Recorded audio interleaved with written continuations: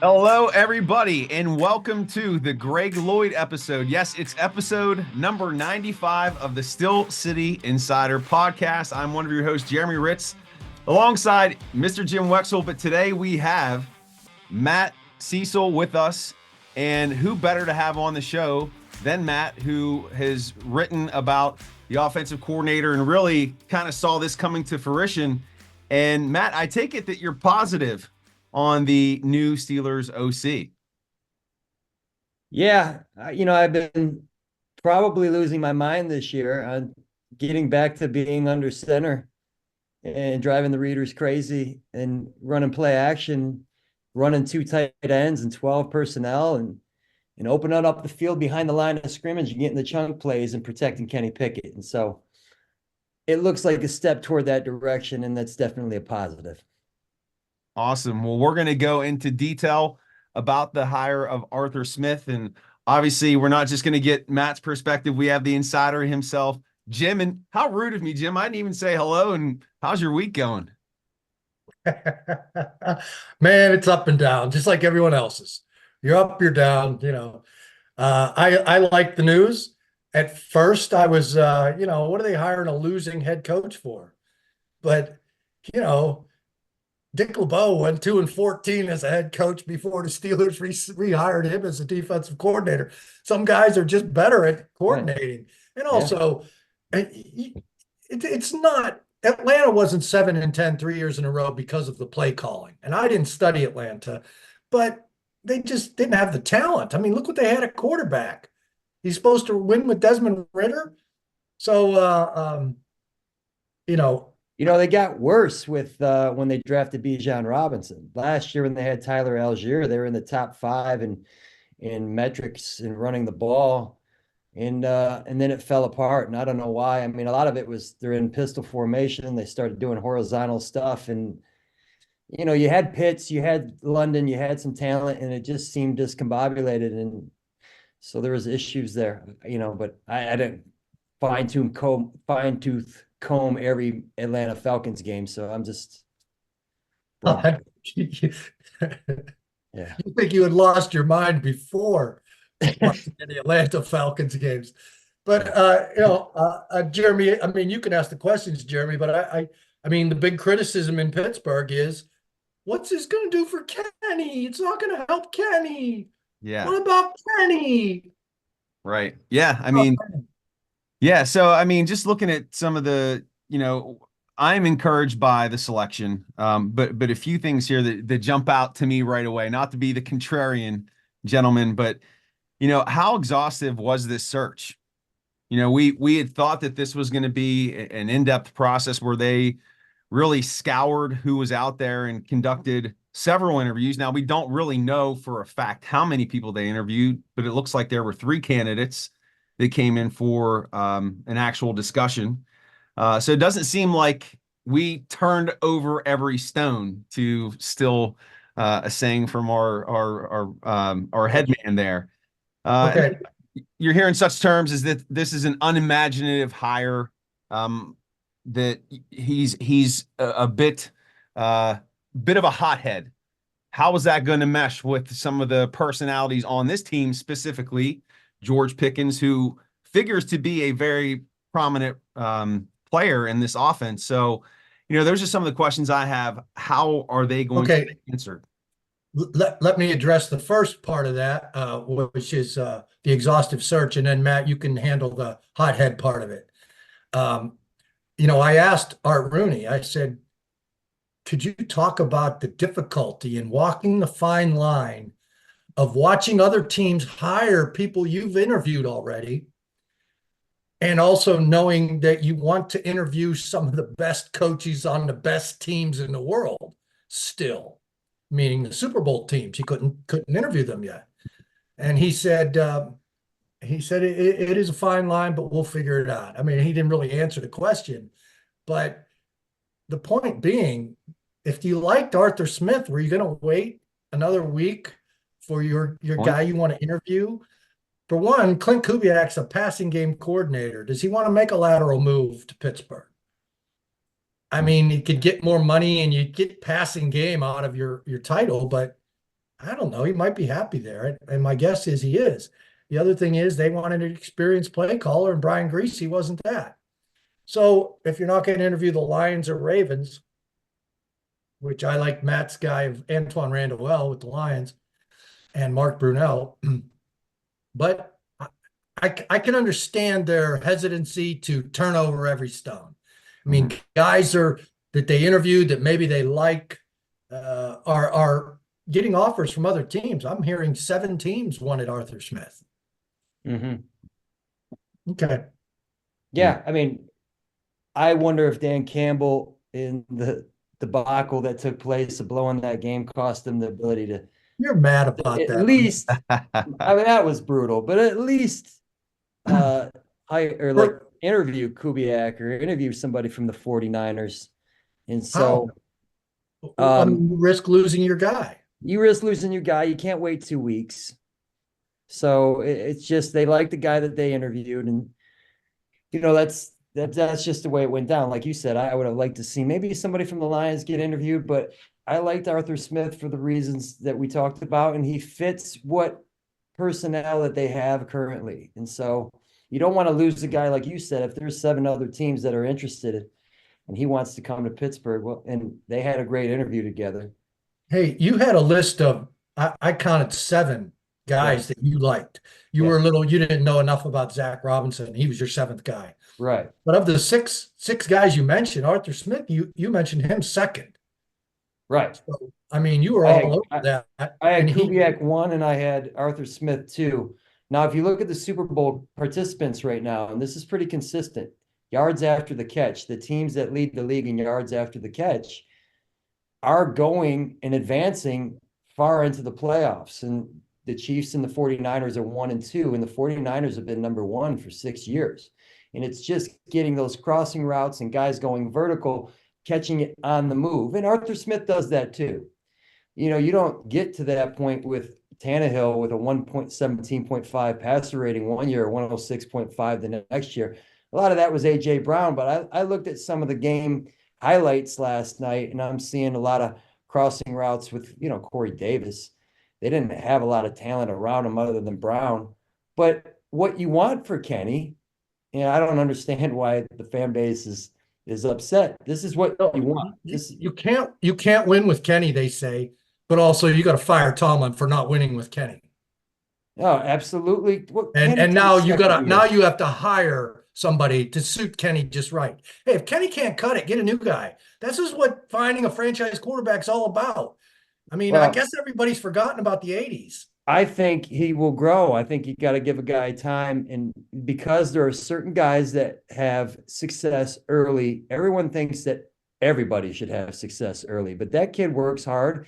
He's going to grind. He's a good athlete. He can throw on the move, going right or left. He protects the football, and he's clutch at the end of games. He doesn't ever fumble. I want to develop him. So, I hated the fact that he was standing there in the gun trying to do all these reads in the NFL. That's not his game. Get that athlete under center with the big backs, play action, and give him 2 or 3 simple reads, and then simplify it where he's got, all right, the spread looks on 2-minute drills and third downs.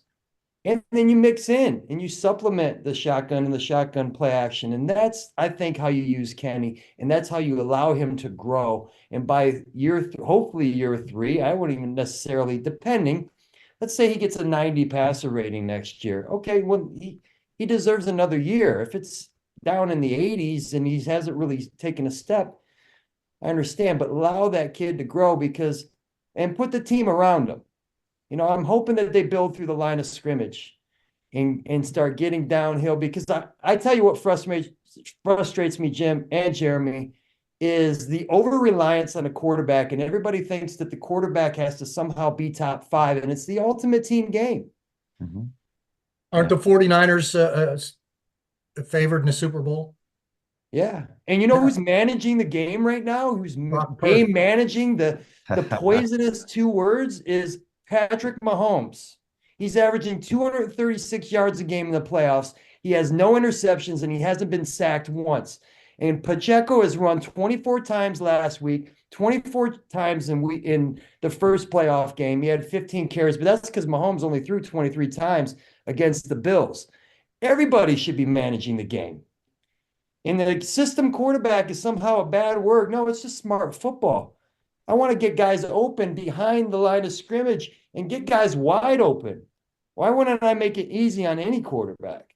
So I think that's what Arthur Smith does for Kenny, and that will allow him to maybe take the step. We saw steps last year with Kenny in the last half of the season when they went 7-2 and they got under center, and all of a sudden 50% on third down.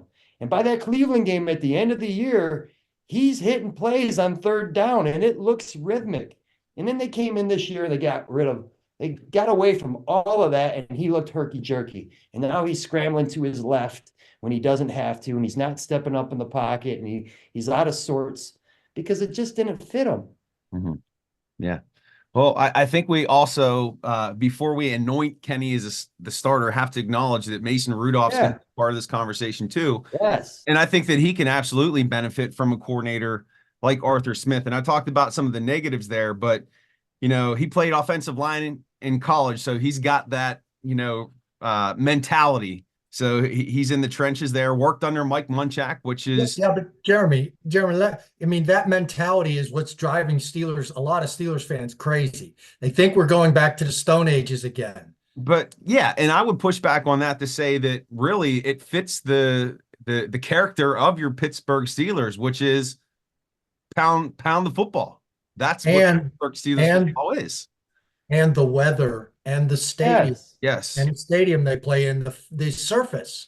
Yeah. Right. Is better. It's just how it is. It's how it is. Yeah. They're not going to build a dome here. Right. But the other part of that is if the best example of what he's able to do with an offense, you look at that Tennessee team and you mentioned Ryan Tannehill, Derrick Henry. I don't want to say that Najee Harris is Derrick Henry because he's not, neither is Jaylen Warren, but you have two quality running backs in Pittsburgh. I think you have two quarterbacks capable of managing the game, like you alluded to there, Matt. And if you have a rhythmic offense that builds on concepts, and I know Smith is really big on making the running plays look like passing plays look like running plays. Perfect. Then, there's a lot to be optimistic about. Now I'm the optimist, but I'm excited. Yeah. What worries me too, though, is I want him to be able to what's in phase now, and a lot of times, right, my readers maybe think that because I want to run the ball and stay about 50-50 balance, that somehow I want to go back to the dark ages. And no, I want a sophisticated, modern day passing game. And what that is the crossing routes and the play action and the misdirection. And that's what they got to do pre-snap. A lot of these teams pre-snap are doing motion pre-snap to get teams out of their gaps and create some confusion just before the snap. And I hope that's what we see too with this offense, along with what we see before, is marrying the run and the pass together. Mm-hmm. If they do that, I think we're home free. I think you're giving Kenny the best shot, but you're right. Mason Rudolph, I want him back. People are saying Ryan Tannehill, and yes, he fits the system. I like Mason. I like his leadership. I like everything that he says. I believe he believes in what he says. He doesn't just know what to say. He's that type of leader that believes in it.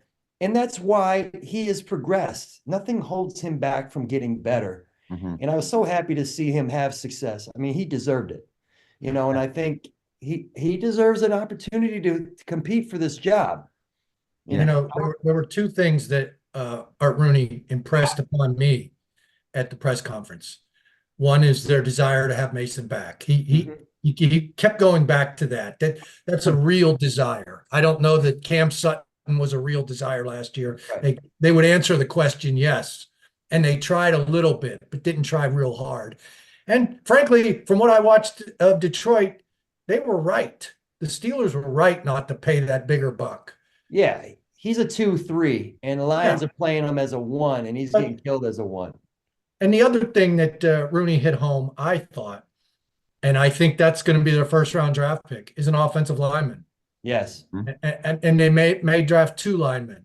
They really, and you put that with Andy Weidel and what he wants, and the fact that Tomlin was weeping for Marquise Pouncey never having won a championship.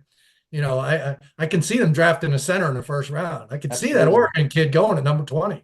Absolutely. And another JPJ, which is going to drive all of us crazy because we could call Joey Porter JPJ. Now this Oregon center is a JPJ too.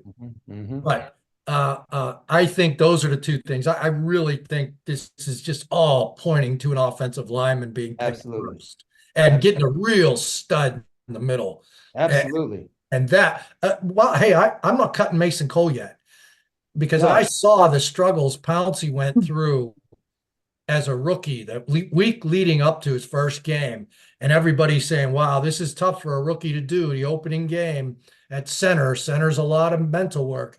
Yeah, So they can keep Mason Cole for that first game and for how 6 games, whatever, before making the transition. you could. I have a little bit of a I'm different plan. I'm already in week 6 changing centers. Man, Oh, I get it. And I think you're on something, but I don't think that they should necessarily start a center week one when you're trying to evaluate Kenny Pickett, and this is a big year for him. So, but I do think they need to upgrade it. And I think what you could do too in free agency, and I don't want to start throwing names out there. I have one. We'll get to that some other time. But like you get a guy that maybe is a little bit better that comes in for a year and he's on a prove it deal. And then at that point, let's say you draft the kid from Oregon. He's 6'3", 320. And Andy Weidel has drafted centers in college who end up playing guard all throughout the interior offensive line and are smart players for the Philadelphia Eagles.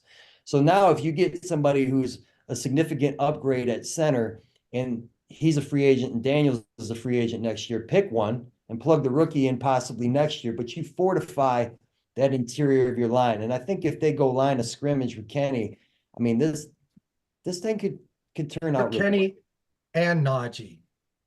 Yeah. Like I've said to you before, Matt, Najee needs 12 players playing perfectly around him. Right. Which big backs do. If you think about like David Montgomery, and I put that in the piece where he was averaging 3.8 and then 4.0. And last year for the Lions, he averaged 4.6.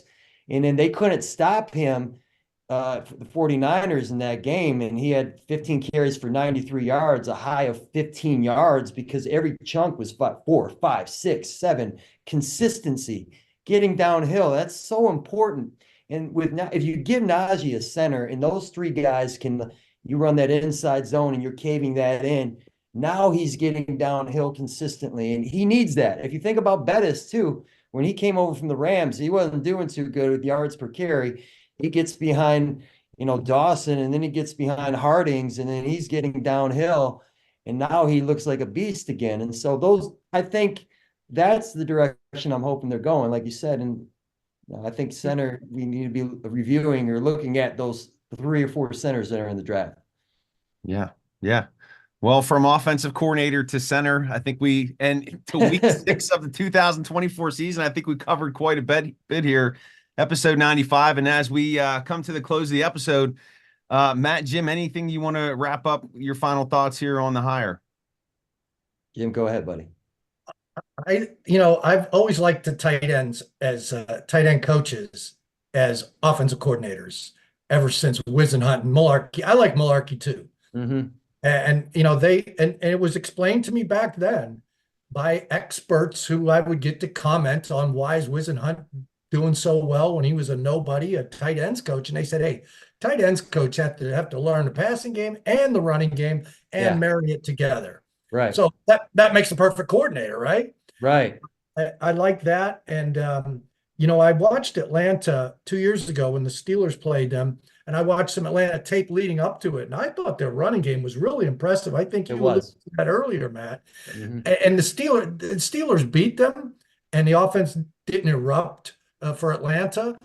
But I thought their running game was dangerous with Cordero Patterson as running back / wide receiver. Did some very interesting things. It was a very unique running game. And I thought of Mike Mularkey when he called his offense exotic smash mouth. Mm-hmm. I like that. Mm-hmm. And maybe Ritter couldn't get under center. I don't know. And they were in the 3rd round pick. What do people think? Every quarterback's not going to win. Yeah. Right. You got Ritter and Tyler Henneke there. It's yeah.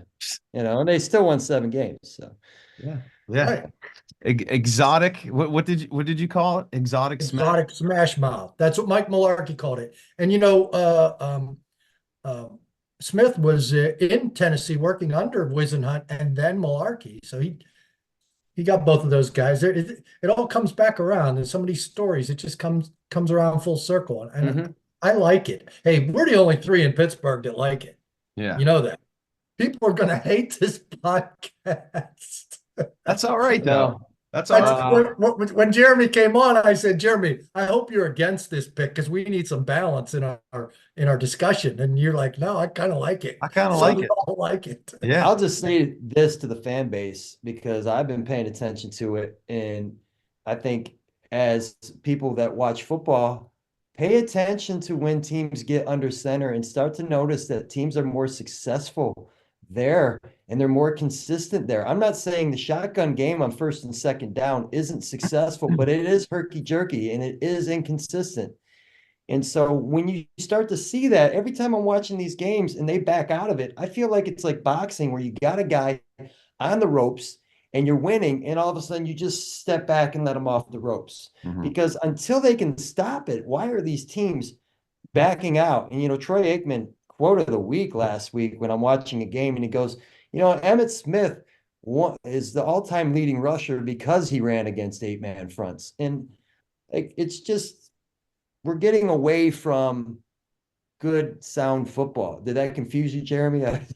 No, that's good. Oh, yeah. And it's to your point, everything, the pendulum may swing in one direction to some type of innovation or new twist on an offense, but it always comes back. You always revert to the mean.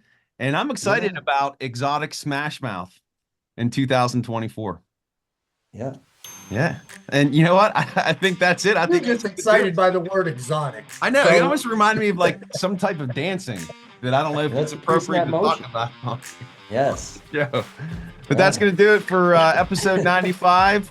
You can check out Matt and Jim's work at the Still City Insider. Give Jim a follow at Jim Wexel on X. I know Matt is anti-social media, so I'm not even going to plug that.